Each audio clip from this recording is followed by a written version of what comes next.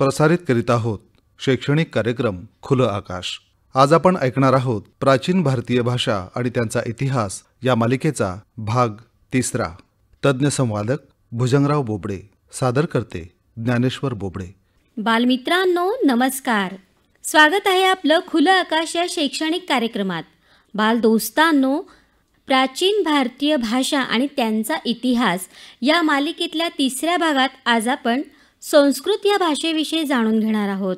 या मालिकेच्या 2ऱ्या भागामध्ये आपण पाली आणि अर्धमागधी या भाषांविषयी जाणून घेतलं. या 3ऱ्या भागात आपण संस्कृत या भाषेविषयी जाणून घेणार आहोत. आपण सर्वजण जाणतोच की संस्कृत भाषा तुम्ही बालमित्र स्कोरिंग सब्जेक्ट म्हणून घेत असता, परंतु ही भाषा किती सुंदर आहे, किती प्राचीन आहे हे आजच्या भागातून आपण जाणून घेणार आहोत. आणि आपल्यासोबत आहेत बालसंवादक बालमित्र तेजल भट आणि अमेय बागुल, भाषा आणि इतिहास तज्ज्ञ भुजंगराव बोबडे. सर, आपल्या सर्वांचं स्वागत आहे. सर, आपण असं म्हणतो की संस्कृत ही देवभाषे समान आहे किंवा देवांची भाषा म्हणून संस्कृतला दर्जा मिळाला आहे, परंतु संस्कृत भाषेची सुरुवात नेमकी कधी आणि कशी झाली? खरं म्हणजे संस्कृत ही देवांची भाषा, म्हणजे थोडक्यात ती विद्वानांची किंवा पंडितांची भाषा म्हणून तिला देवभाषा. संस्कृत भाषा ही दिव्या गिर्वाण भारती असा तिचा उल्लेख केला जातो. आणि त्याचबरोबर संस्कृत ही सर्व भाषांची जननी असाही तिचा उल्लेख केला जातो. मुळामध्ये इंडो युरोपियन भाषा कुलातील एक प्राचीन भाषा म्हणून संस्कृतचा उल्लेख केला जातो. खरं म्हणजे तिच्या मूलस्थानाविषयी अजूनही संशोधकांमध्ये एक वाक्यता नाही आहे. तिचं स्थान भारतात आहे का मध्य आशियात कुठेतरी आहे का युरोपात कुठेतरी आहे, याचा अजून तरी काही त्यात एक वाक्यता झालेली नाही आहे. परंतु काही पूर्वजांनी मात्र प्राचीन इराणी भाषा अवेस्ता वाङ्मयामध्ये या भाषेचं साम्य आहे असं आपल्याला आत्तापर्यंत सांगितलेलं आहे. संस्कृतला अधिक प्राचीन याचा उल्लेख करण्याचं कारण संस्कृतमध्ये जे साहित्य निर्माण झालेलं आहे, विशेष करून ऋग्वेद हा भारतातल्या सर्व ग्रंथांमध्ये प्राचीन असा मानला जातो. आणि ऋग्वेदामध्ये ज्या संहिता आलेल्या आहेत तर या संहितांचा अभ्यास दिल्ली विश्वविद्यालयातील प्राध्यापक बलदेव मिश्रा यांनी 1969 मध्ये जो ग्रंथ प्रकाशित केला, वेदांची उत्पत्ती आणि त्यांचे स्थान, ह्याच्यामध्ये त्याच्या उत्पत्तीबद्दल सांगताना ते असं म्हणतात की संस्कृत भाषा ही लिपिबद्ध नंतर करण्यात आली, त्याच्या आधी ती बोली भाषा होती. आणि बोली भाषेचा पुरावा देत असताना ते असं सांगतात की भारतातली सिंधू संस्कृती ही इथल्या पंचमहाभूतांची पूजा करणारी किंवा त्यांना आपली देवता मानणारी संस्कृती होती. आणि मग या देवतांचे पूजन करण्यासाठी जे काही उच्चारण केलं जायचं ते नंतर ज्यांना लिपी माहीत होती अशा आर्य लोकांनी लिपिबद्ध केलं. आणि मग याचे पुरावे म्हणून त्यांनी या जंगलांमध्ये राहणारे, विशेषतः अंदमानच्या जंगलामध्ये राहणारे जे आदिवासी, तर यांच्या उच्चारांचे रेकॉर्डिंग्स त्यांनी एकत्रित केले.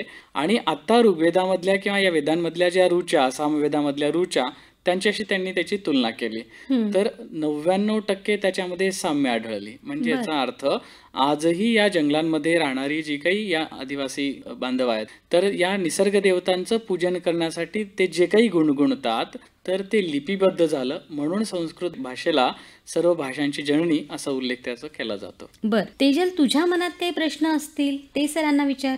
सर, संस्कृत ही बोली भाषा आहे का? खरं म्हणजे आत्ताच आपण जसं सांगितलं की संस्कृत ही आत्ता आपण जो समाज म्हणतो त्या समाजाची किंवा आत्ता आपण जो समाज बघतो त्या समाजाची बोली भाषा नसली तरी मी आता ज्याचा उल्लेख केला, अगदी आदिम जमात ज्याला असं म्हणलं जायचं, जे या पंचमहाभूतांची पूजा करायचे, तर त्यांच्या पूजनासाठी ते ज्या शब्दांचा उच्चार करायचे, ज्याला आता आपण आपल्या सामाजिक याच्यामध्ये वापर करत नाही ज्यांचा, परंतु तरी देखील रामायण महाभारतासारखी ही जी काही महाकाव्य निर्माण झाली त्या काळातल्या याचा उच्चार जर आपण केला किंवा कालिदास, भभूती यांच्या नाटकांचा जर आपण अभ्यास केला तर त्यात असं लक्षात येतं की तत्कालीन कालखंडामध्ये म्हणजे प्राचीन भारतातल्या काही भागामध्ये, विशेषतः उत्तर भारतातल्या काही भागामध्ये संस्कृतचा उल्लेख प्रामुख्यानं लोकभाषा किंवा बोलीभाषेमध्ये व्हायचा. याच पद्धतीनं आजही आपण जर दक्षिण भारतामध्ये गेलो तर दक्षिण भारतातल्या तिरुपती देवस्थान असेल किंवा त्या भागातले इतरही हे असतील तर यांच्या पाठशाळांमध्ये सामान्य आपण ज्या पद्धतीने शाळेमध्ये मराठी बोलतो त्या पद्धतीनं ते संस्कृतमध्ये बोलतात. याचा सगळ्यात मोठा पुरावा आपण आपल्याकडे जी काही मंत्र सकाळी ऐकतो किंवा देवीची जी स्तोत्र आपण ऐकतो, उच्चारांची स्पष्टता आज उत्तर भारतापेक्षा दक्षिण भारतातल्या संस्कृतमध्ये जास्त आढळते. याचं कारण त्यांच्या बोली भाषेमध्ये त्याच्या उच्चारांचा प्रभाव आजही तितक्याच मोठ्या प्रमाणात आहे. सर, भारतामध्ये संस्कृत भाषा ही कुठे कुठे बोलली जायची? हां अमेय, हा चांगला प्रश्न तू विचारला. बोलण्याचा जर विचार केला तर उत्तर भारतामध्ये प्रामुख्याने हिमाचल प्रदेश ते अगदी मध्य प्रदेशापर्यंतचा जर विचार केला तर या भागामध्ये, या राज्यांमध्ये संस्कृत भाषा अधिक मोठ्या प्रमाणात बोलली जायची. आणि आत्ता जसं आपण सांगितलं की दक्षिण भारतातल्या काही विशिष्ट अध्ययन पाठशाळांमध्ये याचा बोलीभाषेसारखा वापर आजही करण्यात येतो. सर, मी असं ऐकलंय की 1-2 गावामधले लोक अजूनही संस्कृत भाषेमध्ये एकमेकाशी संवाद साधतात. ते गाव कोणतं आहे? खऱ्या अर्थानं याचा जर नीट विचार केला तर कांचीपुरमसारख्या ठिकाणी आपण गेलात किंवा हम्पीमध्ये आपण गेलात तर विरूपाक्ष मंदिराच्या प्रांगणामध्ये तिथल्या याच्यात गेलात तर तिथली लोक आपल्याला संस्कृतमध्ये बोलताना दिसतील. परंतु ओरिसामध्ये कोणार्कच्या शेजारी रघुराजपूर नावाचं जे गाव आहे त्या गावात आपण गेलो तर तिथं आपल्याला प्रामुख्यानं संस्कृतमध्ये लोक बोलत असताना आपल्याला दिसून येतात. सर, संस्कृत भाषेतील ग्रंथांविषयी काही सांगाल का? संस्कृत भाषेतील साहित्य हे फार मोठ्या प्रमाणात आहे. अगदी आपण आत्ता ज्याचा विचार केला तर ऋग्वेदाच्या आपण ज्याला सगळ्यात सुरुवात संस्कृत भाषेतल्या साहित्याची म्हणू, परंतु साहित्याचा विचार केला तर सर्वात आधी शिलालेख आणि ताम्रपटांचा आपण विचार करतो. संस्कृतच्या लिखाणासाठी सुरुवातीच्या कालखंडामध्ये ब्राह्मी आणि त्याचबरोबर खरोष्ट्री, शारदा लिपी या लिपींचा वापर झालेला दिसतो. परंतु देवनागरीची जी सुरुवात त्याच्यातनं झाली तर सातवाहन कालखंडामध्ये संस्कृतच्या लिखाणाची मोठ्या प्रमाणात सुरुवात झाली, जी आत्ता आपण ज्याला ऑथेंटिकली कालखंड असं म्हणतो त्यानुसार. परंतु वेद, उपनिषद, पुराण ही सगळी जी काही आहेत ही सगळी या संस्कृतमध्ये लिखाण करण्यात आली आहेत. ऋग्वेदाचा नेमका कालखंड कोणता याच्यावरती अजून तरी जे मतभेद आहेत, ज्यामध्ये बिबिलाल आणि थापर यांनी जे संशोधन केले तर त्याच्यानुसार साधारणतः 3500 ते 5500 वर्षापूर्वीचा कालखंड असं त्याला आपल्याला मानता येतो. परंतु महाकाव्य जी निर्माण झाली म्हणजे वेद उपनिषदांच्या नंतर तर ही रामायण आणि महाभारत ही महाकाव्य आहेत.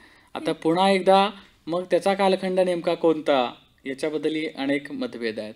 परंतु आपल्याला टप्प्याने जर विचार करायचा असेल तर आपण असं म्हणू, कालखंडाच्या याच्यात आपण मतभेदांमध्ये अडकण्यापेक्षा साहित्याच्या निर्मितीचा प्रवाह जर विचार केला तर वेद, उपनिषद, पुराण आणि त्याच्यानंतर महाकाव्यांची निर्मिती झाली.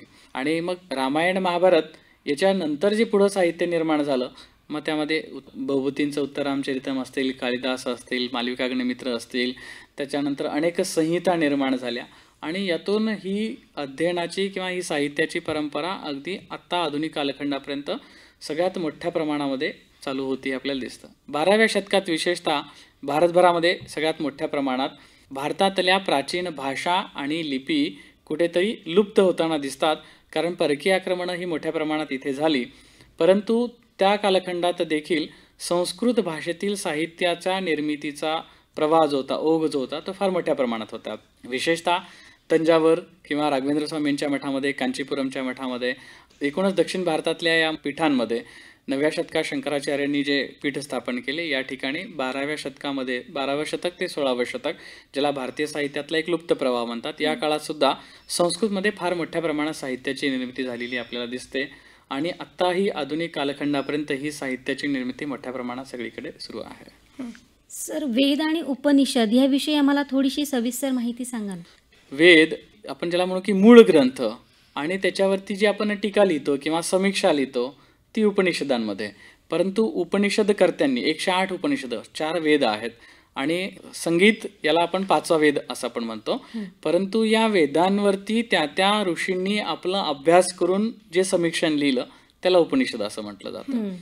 एखादा भावार्थ समजून त्याला जीवनात उतरवणं किती सोपं किंवा कठीण आहे हे आपण वेद आणि उपनिषद याच्यातनं बघू शकतो. सर, संस्कृतचे व्याकरण नेमकं कसं आहे? आता आपण याला 2 पद्धतीने बघू शकतो की व्याकरण हा जो भाग आहे तर हा एक बोलीभाषेत वापरलं जाणारं व्याकरण आणि एक लेखी किंवा ज्याला वैज्ञानिक भाषा दृष्टिकोनातून वापरलं जाणारं व्याकरण. खरं म्हणजे प्राचीन वैदिक कालखंडामध्ये जे लेखन केलं जायचं किंवा दक्षिण भारतामध्ये ज्या ग्रंथलिपींचा वापर केला जायचा त्यावेळेला जे व्याकरण वापरलं जायचं त्यात आणि आत्ता आपण ज्या बोलीभाषेत संस्कृत वापरतो त्यात बराचसा फरक आहे. कारण उच्चार शुद्ध होण्यावरती संस्कृतचा अधिक प्रभाव राहिलेला आहे. जसं आपण मराठीमध्ये जी प्रत्यय वापरतो नेशी, नेही, येशी असं वगैरे आपण प्रत्यय वापरतो. तसं संस्कृतमध्ये मी, वह, म, सी, ती, तह अशी प्रत्यय आपण वापरतो. आणि मग एखाद्या विशिष्ट याला आपण स लाते, स ला नाते वगैरे मराठीमध्ये असं आपण वापरतो. तसं त्या पद्धतीनं नदीही, नद्यो, नद्याः, प्रथमा, नदीम, नद्यो, नद्याः असं व्याकरणामध्ये हे सगळं वापरलं जातं.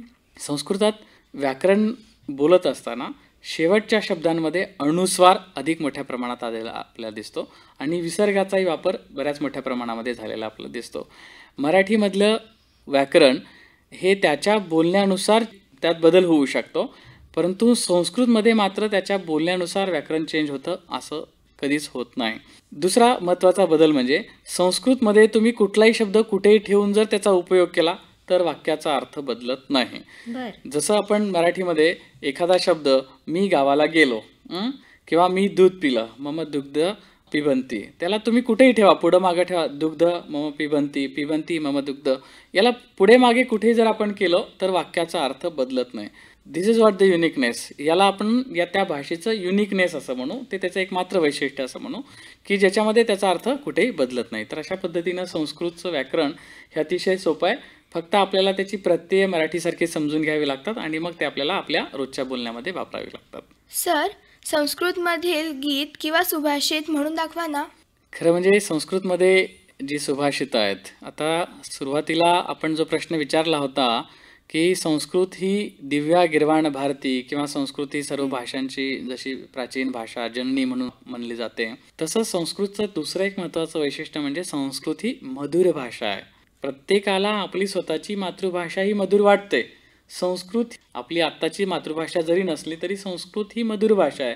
याचं कारण मधुर शब्दाचा उच्चार करताना म जो उच्चार करतो आपले दोन ओठ एकमेकाला चिकटतात.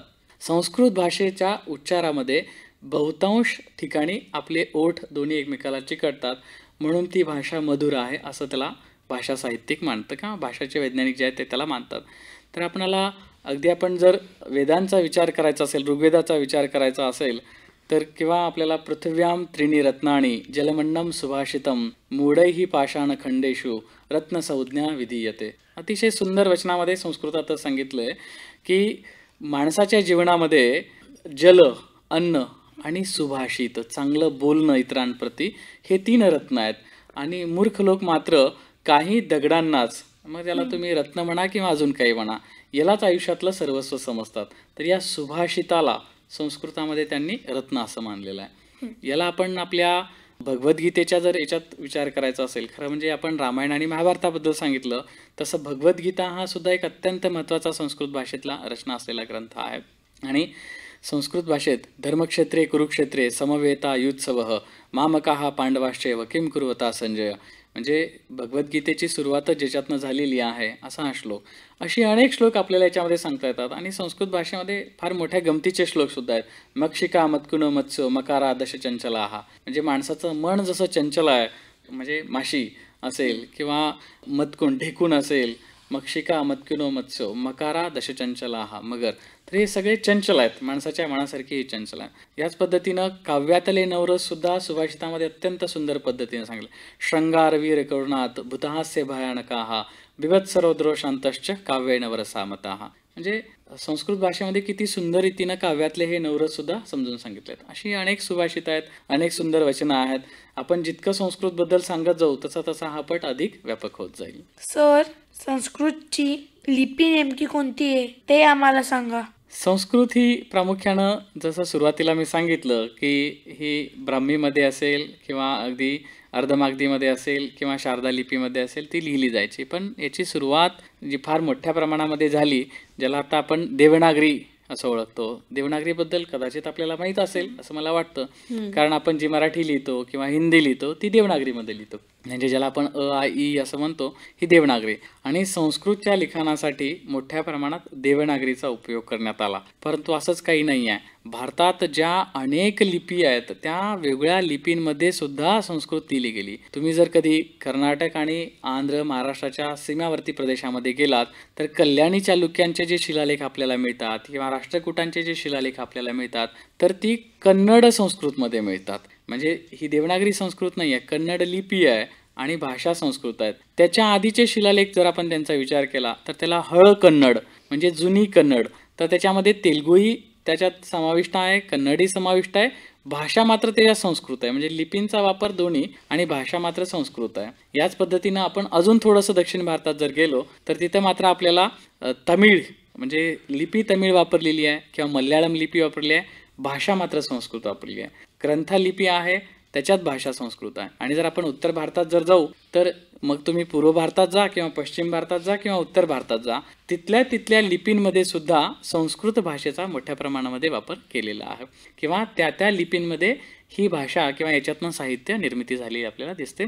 पण एकूणच संपूर्ण भारताचा विचार केला तर देवनागरी ही प्रामुख्यानं संस्कृतच्या लिखाणासाठी वापरलेली आपल्याला सगळीकडे दिसते. सर, संस्कृतमध्ये अनेक महान कवी आणि नाटककार होऊन गेले, त्याविषयी आम्हाला सांगा. खरं म्हणजे संस्कृत भाषेतलं सर्वात प्राचीनतम लोकसाहित्य जे आहे तर त्याला नीतिकथा या नावानं आपण ओळखतो. पंचतंत्राचा त्याच्यामध्ये आपल्याला गौरवानं उल्लेख करता येतो. विष्णू शर्मानं अमरशक्ती राजाच्या 3 मुलांना राजनैतिक आणि व्यावहारिक शिक्षण देण्यासाठी या पंचतंत्रातल्या नीतिकथा सांगितल्या. लोकसाहित्याच्या रूपातनं संस्कृतची निर्मिती म्हणजे या नीतिकथा आहेत. आणि त्याच्यानंतर लोककथा, जसं गुणाढ्याचं बृहत कथा ही जी आहे ती अगदी हा एकमेव ग्रंथ आहे संस्कृतामध्ये की ज्याच्यात लोककथा या संस्कृतमध्ये रचना करण्यात आल्या. त्याच्यानंतर पैशाची भाषेमध्ये या ग्रंथांची निर्मिती झाली. आणि आपण पुढं शिलालेख आणि ताम्रपटांच्या नंतर आपण जर विचार केला, मेघदूत असेल किंवा कालिदासांचं साहित्य असेल, भवभूतीचं साहित्य असेल, भासकवीचं साहित्य असेल, त्यानंतर भरतमुनींचं नाट्यशास्त्र संहिता असतील, तर अशी ही वेगळी रचना आहे. आणि त्याच्याही पूर्वीचा जर आपण विचार केला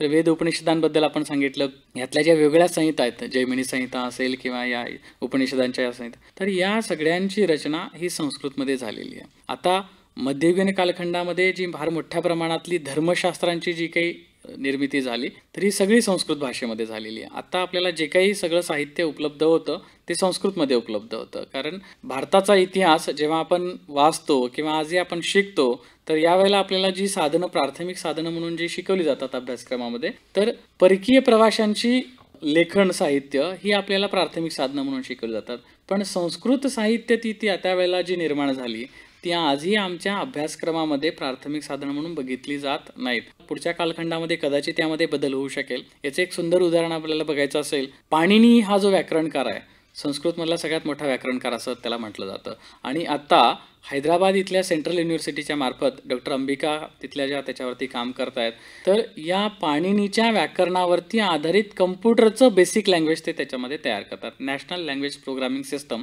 असं त्याला म्हटलं जातं. आणि 8 भाषा आणि 8 लिपीतलं ट्रान्सलेशन आणि ट्रान्स्क्रिप्शन, ट्रान्सलेशन म्हणजे भाषांतर, ट्रान्स्क्रिप्शन म्हणजे लिप्यंतर, तर याचा बेस जो आहे तो त्यांनी संस्कृतनं मानलाय. आता आपल्याला कसं मानायचं, आपण हे कसं सांगू शकतो, तर आपण संगणकाची भाषा ही 1 आणि 0 या 2 अंकांवरती अवलंबून आहे असं आपण म्हणतो. तर तसं पाणिनी या व्याकरणकारानं अष्टाध्यायी नावाचा जो ग्रंथ रचलाय, तर संस्कृतातलं एक फार मोठं साहित्य आहे. खरं म्हणजे अष्टाध्यायीचं दुसरं फार महत्त्वाचं वैशिष्ट्य म्हणजे आपण ज्या पद्धतीने सांगतो आपण किंवा आपल्या दररोजच्या प्रार्थनेमध्ये आपण जसं म्हणतो, तोमेव माताचे पिता तोमेव बंधुष्य सखा तोमेव, तर इथं लेटस सपोज तोमेव माता इज इक्वल टू ए, म्हणजे काय झालं की इथं तुम्हाला 40,000 श्लोक हे फक्त 4,000 शब्दामध्ये सांगितलेले आहेत. तर इतक्या पद्धतीनं या अष्टाध्यायी ग्रंथाची रचना आहे आणि याच्यावरती आधारित आता संगणकाची भाषा तयार होते, ज्याचं काम आता हैदराबादमध्ये सुरू आहे. 3 वर्ष ज्यावेळेला मी हैदराबादमध्ये कार्य करत होतो त्यावेळेला याचा अभ्यास आम्ही त्यावेळेला केला होता. याच पद्धतीचं दुसरं सगळ्यात मोठं संस्कृतमधलं साहित्य किंवा साहित्यकारांचा विचार अमरकोश हा जो निर्माण झाला. आज आता आपण ज्या डिक्शनरीचा वापर करतोय त्या पद्धतीने अमरकोश हा भाषाचा विशेष करून एक कोश, पदार्थ कोश असं ज्याला आपण म्हणू, तर तो तिथं वापरलेला आहे. आणि संस्कृतातली सगळ्यात मोठी साहित्याची निर्मिती आयुर्वेदामध्ये सुद्धा झालेली आहे. शिल्पशास्त्र, नाट्यसंहितेसारखं आयुर्वेदामध्ये शारंगधर, वाग्भट, सुश्रुत, वराहमीर यांनी फार मोठ्या रचना, चरक संहिता असेल किंवा शारंगधर संहिता असतील याच्या रचना केल्यात. आपण आत्ताचा जो काही सगळा हा आपल्या आरोग्यशास्त्राचा जो अभ्यास करतोय याचं सगळं प्राचीन लेखन या कालखंडामध्ये म्हणजे प्राचीन भारतीय कालखंडामध्ये संस्कृतमध्ये मोठ्या प्रमाणात झालेला आपल्याला लक्षात येतं.